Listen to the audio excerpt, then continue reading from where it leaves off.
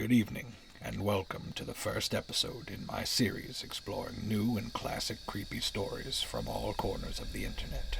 You can call me Seven, and I will be your guide through the stranger parts of the web. Tonight's episode will be dedicated to sleep or lack thereof, so close your eyes and follow the sound of my voice into the Russian sleep experiment.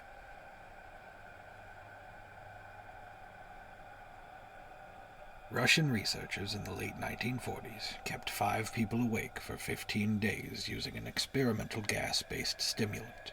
They were kept in a sealed environment to carefully monitor their oxygen intake so the gas didn't kill them, since it was toxic in high concentrations. This was before closed-circuit cameras, so they had only microphones and 5-inch thick glass porthole-sized windows into the chamber to monitor them. The chamber was stocked with books and cots to sleep on, but no bedding, running water, and a toilet, and enough dried food to last for 5 over a month.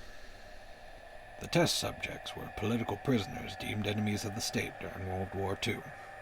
Everything was fine for the first 5 days. Subjects hardly complained, having been promised falsely that they would be freed if they submitted to the test and did not sleep for 30 days.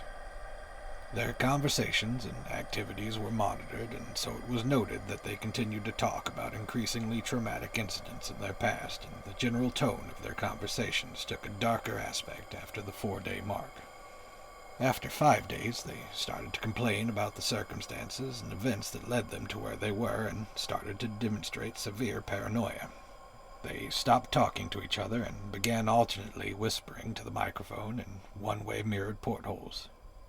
Oddly, they seemed to think they could win the trust of the experimenters by turning over their comrades, the other subjects in captivity with them. At first, the researchers suspected this was an effect of the gas itself. After 9 days, the first of them started screaming. He ran the length of the chamber repeatedly, yelling at the top of his lungs for 3 hours straight. The researchers postulated that he had physically torn his vocal cords. The most surprising thing about this behavior is how the other captives reacted to it, or rather didn't react to it. They continued whispering to the microphones until the second of the captives started to scream. The 2 non-screaming captives took the books apart, smeared page after page with their own feces, and pasted them calmly over the glass porthole. The screaming promptly stopped. So did the whispering to the microphones. After 3 more days passed, the researchers checked the microphones hourly to make sure they were working, since they thought it impossible that no sound could be coming from 5 people inside. The oxygen consumption in the chamber indicated that all 5 must still be alive. In fact, it was the amount of oxygen 5 people would consume at a very heavy level of strenuous exercise. On the morning of the 14th day, the researchers did something they said they would not do to get a reaction from the captives. They used the intercom inside the chamber, hoping to provoke any response from the captives. They were afraid they were either dead or vegetables. They announced, "We are opening the chamber to test the microphones. Step away from the door and lie flat on the floor or you will be shot. Compliance will earn one of you your immediate freedom." To their surprise, they heard a single phrase in a calm voice response: "We no longer wish to be freed." Debate broke out amongst the researchers and the military forces funding the research.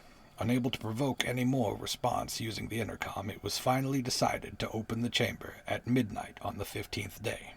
The chamber was flushed of the stimulant gas and filled with fresh air, and immediately voices from the microphone began to object. 3 different voices began begging, as if pleading for life of loved ones, to turn the gas back on. The chamber was opened, and soldiers sent in to retrieve the test subjects. They began to scream louder than ever, and so did the soldiers when they saw what was inside. 4 of the 5 subjects were still alive, although no one could rightly call the state of any of them life. Food rations past day 5 had not been so much as touched. There were chunks of meat from the dead test subjects' thighs and chests stuffed into the drain in the center of the chamber, blocking the drain and allowing 4 inches of water to accumulate on the floor. Precisely how much of the water on the floor was actually blood was never determined. All 4 surviving test subjects also had large portions of muscle and skin torn away from their bodies. The destruction of flesh and exposed bone on their fingertips indicated that the wounds were inflicted by hand, not with teeth as the researchers initially thought. Closer examination of the position and angles of the wounds indicated that most, if not all of them, were self-inflicted. The abdominal organs below the rib cage of all 4 test subjects had been removed, while the heart, lung, and diaphragm remained in place. The skin and most of the muscles attached to the ribs had been ripped off, exposing the lungs through the rib cage. All the blood vessels and organs remained intact. They had just been taken out and laid on the floor, fanning out around the eviscerated but still living bodies of the subjects. The digestive tracts of all 4 could be seen to be working, digesting food. It quickly became apparent that what they were digesting was their own flesh, and that they had ripped off and eaten over the course of days. Most of the soldiers were Russian special operatives at the facility, but still many refused to return to the chamber to remove the test subjects. They continued to scream to be left in the chamber and alternately begged and demanded that the gas be turned back on, lest they fall asleep. To everyone's surprise, the test subjects put up a fierce fight in the process of being removed from the chamber. One of the Russian soldiers died from having his throat ripped out. Another was gravely injured and having his testicles ripped off and an artery in his leg severed by one of the subject's teeth. Another 5 of the soldiers lost their lives if you count the ones that committed suicide in the weeks following the incident. In the struggle, one of the 4 living subjects had his spleen ruptured and bled out almost immediately. The medical researchers attempted to sedate him, but this proved impossible. He was injected with more than 10 times the human dose of morphine derivative and still fought like a cornered animal, breaking the ribs and arm of one doctor. One's heart was seen to beat for a full 2 minutes after he had bled out to the point where there was more air in his vascular system than blood.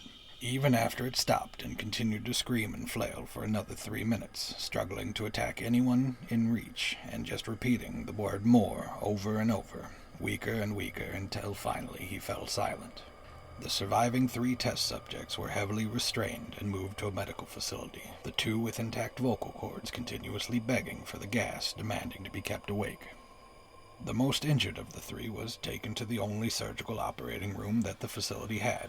In the process of preparing the subject to have his organs placed back within his body, it was found that he was effectively immune to the sedative they had given him to prepare him for the surgery. He fought furiously against his restraints when the anesthetic gas was brought out to put him under. He managed to tear most of the way through a 4-inch wide leather strap on one wrist, even though the weight of a 200-pound soldier was holding that wrist as well. It only took a little more anesthetic than normal to put him under, and the instant his eyelids fluttered and closed, his heart stopped. In the autopsy of the test subject that died on the operating table, it was found that his blood had tripled the normal level of oxygen. His muscles, that were still attached to his skeleton, were badly torn, and he had 9 broken bones in his struggle to not be subdued. Most of them were from the force his own muscles had exerted on them. The second survivor had been the first of the group of 5 to start screaming. His vocal cords were destroyed, and he was unable to beg or object to the surgery, and he only reacted by shaking his head violently in disapproval when the anesthetic gas was brought near him. He shook his head yes when someone suggested reluctantly that they try surgery without the anesthetic. He did not react for the entire 6-hour procedure of replacing his abdominal organs and attempting to cover them with what remained of his skin. The surgeon presiding stated repeatedly that it should be medically impossible for the patient to still be alive. One terrified nurse assisting the surgery stated that she had seen the patient's mouth curl into a smile several times whenever their eyes had met. When the surgery ended, the subject looked into the surgeon and began to wheeze loudly, attempting to talk while struggling. Assuming this must be something of a drastic importance, the surgeon had a pen and pad fetched so the patient could write his message. It was simple. He said, "Keep cutting." The other 2 test subjects were given the same surgery, both without anesthetic as well, although they had to be injected with a paralytic for the duration of the operation. The surgeon found it impossible to perform the surgery while the patients laughed continuously. Once paralyzed, the subject could only follow the attending researchers with their eyes. The paralytic cleared their system in an abnormally short period of time, and they were soon trying to escape their bonds. The moment they could speak, they were again asking for the stimulant gas. The researchers tried asking why they had injured themselves, and why they had ripped out their own guts, and why they wanted to be given the gas again. Only one response was given: "I must remain awake." All 3 subjects' restraints were reinforced, and they were placed back into the chamber awaiting determination as to what should be done with them. The researchers, facing the wrath of their military benefactors for having failed the stated goals of their project, considered euthanizing the surviving subjects. The commanding officer, a former KGB agent, instead saw potential. He wanted to see what would happen if they were put back on the gas. The researchers strongly objected, but were overruled. In preparation for being sealed in the chamber again, the subjects were connected to an EEG monitor and had their restraints padded for long-term confinement. To everyone's surprise, all three stopped struggling the moment it was let slip that they were going back on the gas. It was obvious at this point that all three were putting up great struggle to stay awake. One of the subjects that could speak was humming loudly and continuously. The mute was straining his legs against the leather bonds with all of his might, first left, then right, then left again, for something to focus on. The remaining subject was holding his head off of his pillow, blinking rapidly. Having been the first to be wired for EEG, most of the researchers were monitoring his brainwaves in surprise. They were normal most of the times, but sometimes flatlined inexplicably. It looked as if he were repeatedly suffering from brain death before returning to normal. As they focused on paper scrolling out of the brainwave monitor, only one nurse saw his eyes slip shut at the same moment his head hit the pillow. His brain waves immediately changed to that of a deep sleep, then flatlined for the last time as his heart simultaneously stopped. The only remaining subject that could speak started screaming to be sealed in now. His brainwaves showed the same flat lines as the one who had just died from falling asleep. The commander gave the order to seal the chamber with both subjects inside as well as 3 researchers.